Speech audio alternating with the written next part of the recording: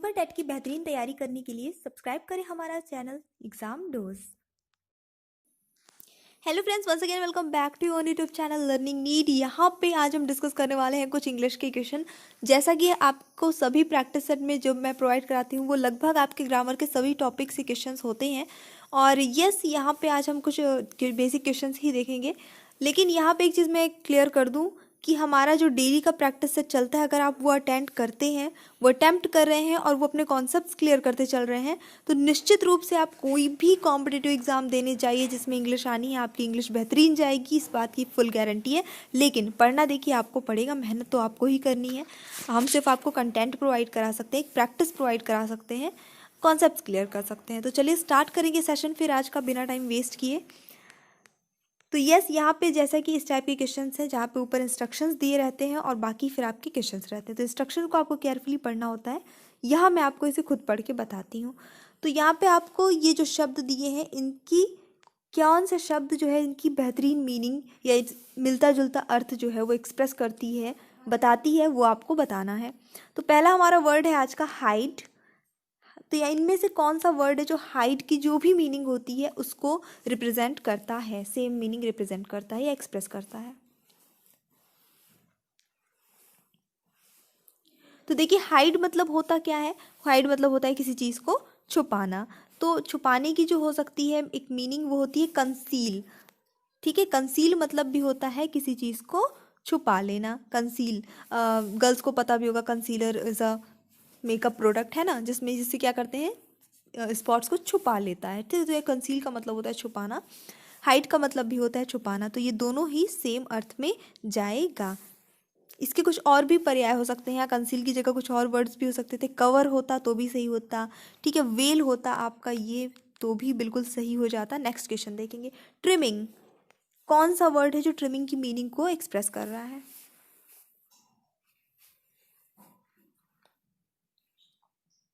Trim मतलब होता है क्या? काटना छाटना, है ना।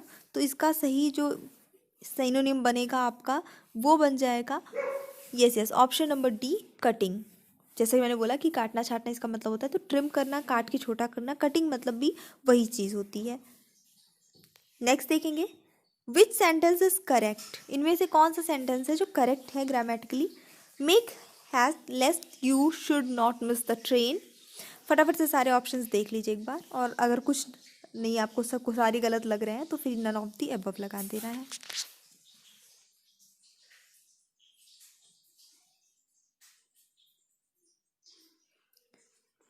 चलिए देखेंगे यहाँ पे आपका सही आंसर क्या होता है। ऑप्शन नंबर बी सही हो जाएगा, make heist लेस्ट you should miss the train. क्योंकि आपका लेस्ट जो है वो ऑलरेडी एक नेगेटिव शब्द होता है, तो हम कभी भी लेस्ट के साथ नॉट का यूज़ नहीं करते हैं। तो ये जो सेंटेंस है वो करेक्ट है, यहाँ पे नॉट का यूज़ नहीं हुआ है, ये सही है। यहाँ नॉट का यूज़ हुआ है इसलिए ये गलत है। लेस्ट के साथ नॉट का यूज़ नहीं करना है। In the case of active voice after to be verbs we use what. Active voice में हम वर्ब के बाद क्या यूज करते हैं?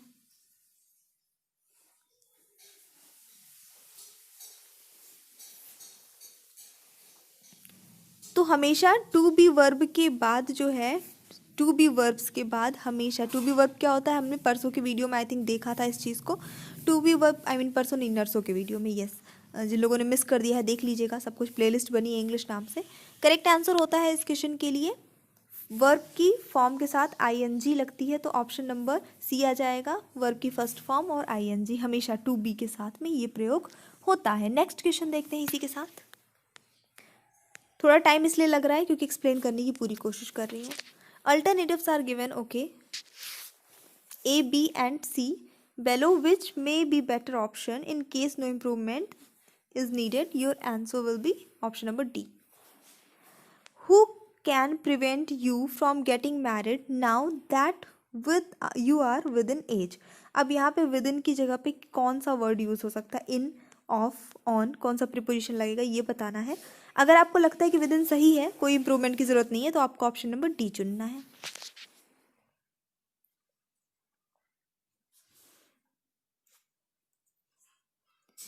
तो यहाँ पे जो करेक्ट आंसर हो जाता है आपका 33 के लिए, वो होता है ऑप्शन नंबर बी। यहाँ पे ऑफ यूज करेंगे, यू आर ऑफ एज, इसका यूज़ क्यों होगा ये भी थोड़ा सा देखना है। प्रीपोजिशन विद इन की जगह ऑफ यूज़ होगा। ऑफ एज का यूज़ करना ज़रूरी होता, मतलब सही है यहाँ पे। ऑफ एज का मतलब क्या होता है कि बी 21 ईयर्स ओल्ड, मतलब कि करीब 21 साल से ऊपर के, ओवर के, उससे ज़्यादा के, तो ठीक है, उसके लिए ऑफ एज यूज़ करेंगे। तो यहाँ पे वही चीज़ बताई गई है कि अब आप ऑफ एज हो, मतलब यहाँ पे शादी की बात हुई इसलिए मैंने 21 साल यूज़ किया। कुल मिला के ऑफ एज का मतलब होता है कि जिसको हम कहते हैं कि यस अब एज हो गई है। जैसे वोटिंग के लिए ऑफ एज, वोटिंग के पर्पज़ में यहाँ पे ऑफ एज यूज़ होता है तो वो 18 ईयर्स बताया जाता है। यहाँ पे ईयर्स मेंशन ना करके यू आर 21 ईयर्स ओल्ड ऐसा मेंशन ना करके ऑफ एज कर दिया गया। Of age in the sense कि जो एक निर्धारित की जाती है एज की, शादी की, उस एज के अब तुम हो चुके हो। ठीक है, तो यहाँ पे सेंस वही है कि अब तुम्हें शादी से कौन बचा सकता है, क्योंकि अब तो तुम्हारी एज हो गई है, उम्र हो गई है। Fill in the blank from the words given below. Blank में क्या आएगा बताना है। The students are told to blank these words in the dictionary. Look down, look up, look into और look after.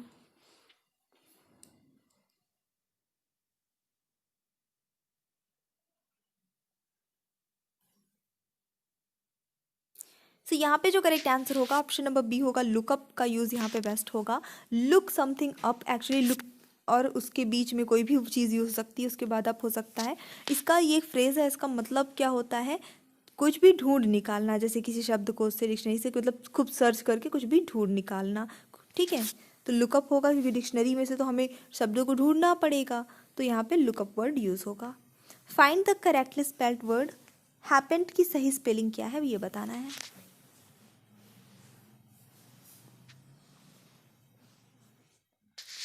So the correct answer is option number A. Happened की spelling यही होती है, हैपन की ये होती है, इसमें ईडी बस ऐड करना होता है, यही से आंसर हो जाता है आपका। नेक्स्ट देखेंगे। हैपन मीन्स होता है घटित हुआ कोई भी चीज़। Choose the alternative which best expresses the meaning of the item or phrase. ठीक है, winning the competition was quite a feather in my cap. A feather in my cap का मतलब क्या होता है, इस फ्रेज का मतलब क्या होता है। Rewarding an exciting moment, an achievement, a joy for my parents.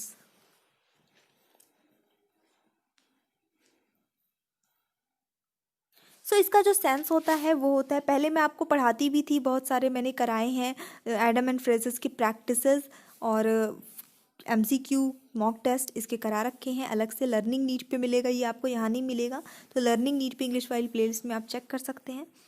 इसका करेक्ट आंसर होता है एन अचीवमेंट, एन ऑनर, कुछ भी हो सकता था, यानी कि कुछ भी उपलब्धि जो गौरवान्वित करने वाली हो, उसको अ फेदर इन माई कैप, उसके लिए हम ये यूज़ करते हैं। अपोजिट मीनिंग बतानी है पर्टिकुलरली की।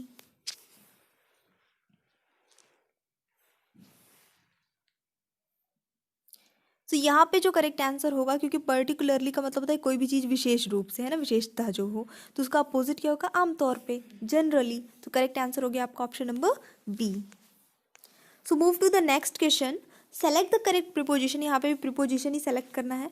Children often quarrel blank petty issues. यहाँ पे विद आएगा, ऑन आएगा, ओवर आएगा या फिर फॉर आएगा। क्वारल विद, ऑन, और या फिर फॉर।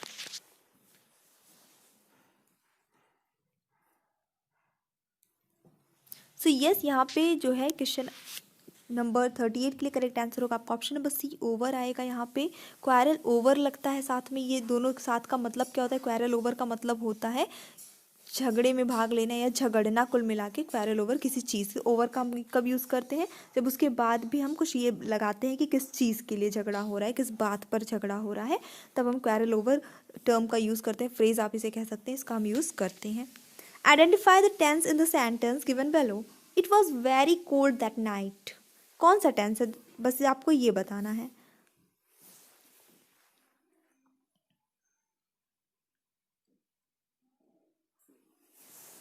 सो बेसिकली हम पहचानते कैसे हैं कोई भी टेंस, उसके हेल्पिंग वर्ब से। हेल्पिंग वर्ब और साथ में वर्ब की कौन सी फॉर्म यूज़ हुई है, इससे हम किसी भी टेंस को आइडेंटिफाई कर सकते हैं। तो यहाँ पे हम ये देखते हैं कि हेल्पिंग वर्ब तो वॉज लगी है, वॉज जो है वो पास्ट कॉन्टिन्यूअस टेंस की हेल्पिंग वर्ब है। लेकिन यहाँ पे आपको एक चीज़ का ध्यान हमेशा रखना है कि अगर वॉज है, वर है, हैड भी लगा है परफेक्ट टेंस का हेल्पिंग वर्ब, उसके बाद कोई मेन वर्ब नहीं है, क्योंकि ये सब हेल्पिंग वर्ब्स हैं। उसके बाद अगर कोई मेन वर्ब नहीं आती है जस्ट, तो इसका मतलब है कि वो टेंस आपका सिंपल पास्ट टेंस में होता है।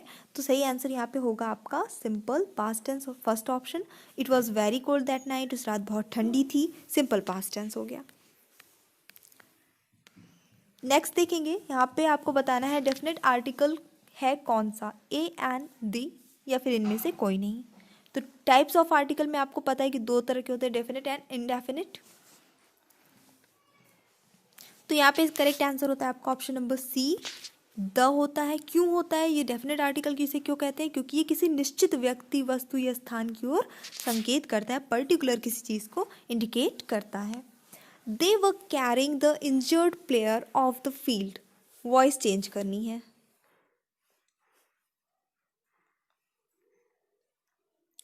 फटाफट से चेंज करिए, एक्टिव वॉइस में है आपका सेंटेंस, पैसिव में चेंज करना है। ऑप्शंस दिए हुए हैं, only you have to guess. So yes, इस क्वेश्चन के लिए जो आपका करेक्ट आंसर होगा वो होगा option number B, the injured player was being carried off the field. पहली बात आपको ध्यान रखना है कि ये जो हमारा है वो पास्ट कॉन्टिन्यूअस टेंस में है। तो जब आप उसको चेंज करते हैं पैसिव वॉइस में, तो पैसिव सब्जेक्ट लगता है सबसे पहले। तो द इंजर्ड प्लेयर जो कि यहाँ पे आपका ऑब्जेक्ट था, वो यहाँ पे पैसिव सब्जेक्ट बन जाता है हमेशा। फिर उसके बाद आपके हेल्पिंग वर्ब आते, तो यहाँ पे क्योंकि द इंजर्ड प्लेयर, प्लेयर एक ही है इसलिए वर नहीं वॉज का यूज़ हुआ है, वॉज बेइंग का यूज़ हुआ है। बेइंग का यूज़ इसलिए हुआ क्योंकि आपका कॉन्टिन्यूअस टेंस था, तो हम इसमें ये लगाएंगे। फिर उसके बाद है कैरी, जो यहाँ पे वर्ब है उसकी थर्ड फॉर्म यूज़ होनी होती है हमेशा, तो ये आपका हो जाएगा कैरेट। और उसके बाद ऑफ द फील्ड, जो कि एक्स्ट्रा वर्ड्स होते हैं, जो भी अदर वर्ड्स होते हैं उसको हम लास्ट में ही यूज़ करते हैं, चाहे वो एक्टिव हो चाहे वो पैसिव हो, कोई भी वॉइस हो। नेक्स्ट देखेंगे, change the narration of the following sentence. Okay, direct speech में है, इनडायरेक्ट में चेंज करना है। Pavan said to me, if I hear any news I will phone you. कैसे चेंज करेंगे, मतलब चेंज करके आपको सही ऑप्शन टिक करना है।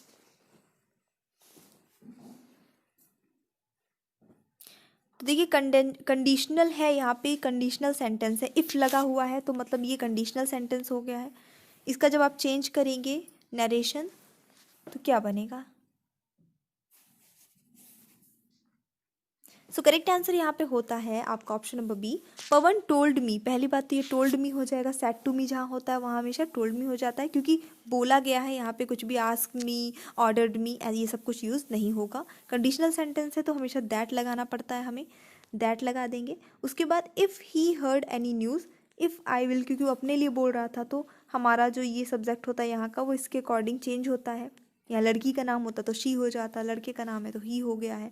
He heard any news he would phone me, तो मुझ I will phone you. Pavan कह रहा है कि मैं तुम्हें फ़ोन करूँगा, तो यहाँ हम इनडायरेक्ट में बता रहे हैं, तो हम ये कहेंगे कि उसने कहा कि वो मुझे फ़ोन करेगा, तो ये सही आंसर हो जाता है। Which one of the following sentences is a grammatically correct sentence. व्याकरण की दृष्टि से, ग्रामर की दृष्टि से कौन सा सेंटेंस करेक्ट है। My bicycle has been stolen, my bicycle has stolen, my bicycle been stolen, or my bicycle is been stolen.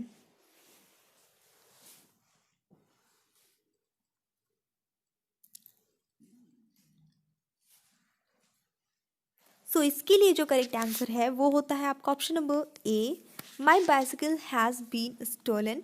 थोड़ा सा ध्यान देना है आपको, क्योंकि जो आपका सब्जेक्ट है यहाँ पे 43 में, वो अगर आपका सब्जेक्ट पैसिव है तो वर्ब भी पैसिव ही रखना होगा।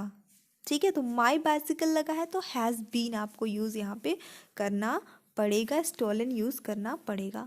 तो नेक्स्ट देखेंगे, one who does something for the first time, तो वन वर्ड सब्स्टिट्यूट है। One who does something for the first time, वह जो कोई कार्य पहली बार कर रहा हो, उसके लिए एक शब्द क्या यूज़ करेंगे इंग्लिश में।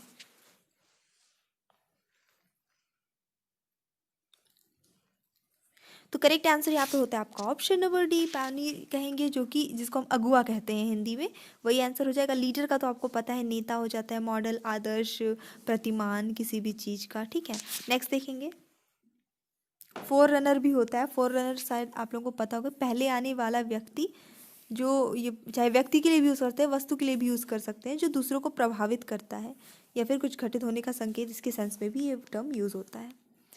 अब यहाँ पे देखेंगे, नेक्स्ट आपको फिल करना है। We threw out some old furniture so that the new television set blank enough space. Has, have, had, will have. हमने कुछ पुराने फर्नीचर फेंक दिए ताकि नए टेलीविज़न सेट के लिए पर्याप्त जगह हो जाए। यहाँ पे इसका पूरा सेंस ये निकल के आएगा। क्या यूज़ करेंगे? सो यहाँ पे जो करेक्ट आंसर होता है आपका 45 के लिए, वो होता है ऑप्शन नंबर सी, हैड, क्योंकि ये पहली बात तो ये पूरा पास्ट टेंस की बात है, हमने फेंक दिया ताकि इसके लिए जगह हो जाए ऐसा करके, लेकिन यूज़ तो पास्ट टेंस के ही सेंस में हो रहा है। दूसरी बात जो आपको यहाँ पे ध्यान देनी है कि वाक्य में दो भाग हैं, टोटल दो क्लॉज हैं, सो दैट से जुड़ा हुआ है, बाकी एक ये पार्ट है और एक आपका ये वाला पार्ट है। तो यहाँ पे इसको अगर हम हटा दें तो दो पार्ट है, दो सेंटेंसेस बने हुए हैं। सो दैट यहाँ पे सबऑर्डिनेटिंग कंजक्शन के द्वारा जुड़ा हुआ है। ठीक है, तो हमेशा ध्यान रखना है कि आपका एक सिंपल पास्ट में होता है और दूसरे में आपका हैड का यूज़ करना होता है ऐसी सिचुएशन में।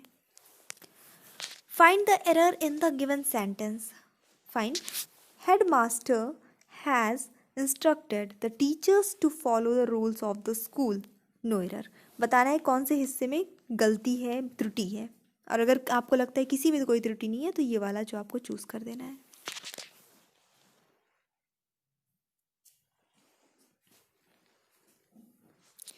तो यहाँ पे जो गलती है, मिस्टेक है, वो ऑप्शन नंबर ए में ही है। हेड मास्टर के पहले हमेशा अगर आप स्टार्ट उसी से कर रहे हैं तो द का यूज़ होता है। तो ये जो है यहाँ पे द का यूज़ नहीं हुआ है, इस वजह से ये रॉन्ग हो जाता है आपका ग्रामेटिकली। नेक्स्ट देखेंगे, fill in the blanks. I want blank new books for coaching class. Some, much, any और मैनी।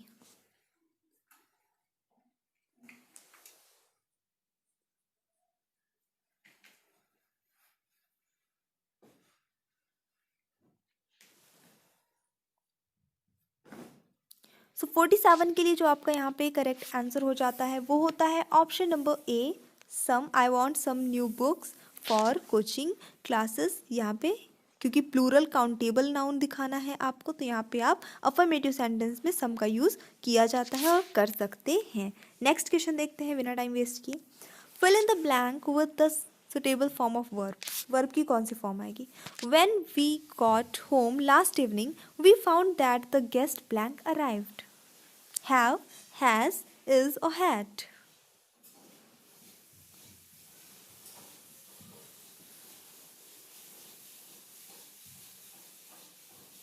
तो देखिए ये पास्ट परफेक्ट टेंस में है सेंटेंस आपका, ये थोड़ा सा मैंने हिंट दे दिया है, और ये दोनों कार्य ही बीते हुए समय में हो रहे थे। ठीक है, तो बिल्कुल अभी मैंने एक छोटा सा हिंट किया था आपको कि एक जब ऐसा सिचुएशन आती है तो एक पार्ट आपका सिंपल पास्ट टेंस में होता है और दूसरा पास्ट परफेक्ट में होता है। तो यहाँ पे भी ये एक तो है आपका we got home last evening, तो ये आपका सिंपल पास्ट में हो गया, और we found that the guest had arrived, क्योंकि ये परफेक्ट में होना चाहिए और परफेक्ट के लिए हम यूज़ करेंगे हैड, हेल्पिंग वर्ब है ना, एच वी जिसे कहते हैं। The opposite of the word demolish is what. Demolish का अपोजिट क्या होगा? थोड़ा सा हिंट कर देती हूँ, डिमोलिश का मतलब होता है ढहाना या गिरा देना किसी चीज़ को। बिल्कुल इसका अपोजिट हो जाता है इस्टेब्लिश, किसी चीज़ को इस्टेब्लिश करना, मतलब हिंदी में आप इसको क्या बोल सकते हैं, किसी चीज़ को स्थापित करना, निर्माण करना। A verb which requires an object after it is called what. वो वर्ब जो विच रिक्वायर्स एन ऑब्जेक्ट, जिसके बाद किसी न किसी ऑब्जेक्ट की आवश्यकता होती है, उसे क्या कहते हैं? जिसे आप हिंदी में सकर्मक क्रिया कहते हैं, उसे इंग्लिश में क्या कहते हैं, बस यही पूछा है। तो उसे हम कहते हैं ट्रांजिटिव वर्ब, सकर्मक क्रिया, और इंट्रांजिटिव हो जाती है आपकी अकर्मक क्रिया। तो ये आपका सही आंसर हो जाता है। So I just hope you like this session. If you like, don't forget to like, share and subscribe. इस ऑल्सो अगर आपको कॉन्सेप्ट क्लियर वीडियोस देखने हैं, अपने किसी टॉपिक को क्लियर करना है अच्छे से, तो उसके लिए प्लेलिस्ट बनी हुई है और कमेंट बॉक्स में पिन है, वहाँ से आप जाके चेक कर सकते हैं। साथ ही साथ अगर आपने इसके पहले के प्रैक्टिस सेट मिस कर दिए हैं तो इंग्लिश नाम की प्लेलिस्ट में चेक कर सकते हैं। So thanks for watching, keep studying and bye bye.